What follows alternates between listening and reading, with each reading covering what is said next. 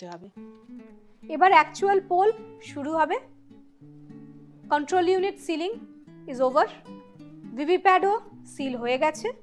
এবারে আমরা pole start করবার জন্য কন্ট্রোল ইউনিটের সুইচটাকে আমরা অন করব।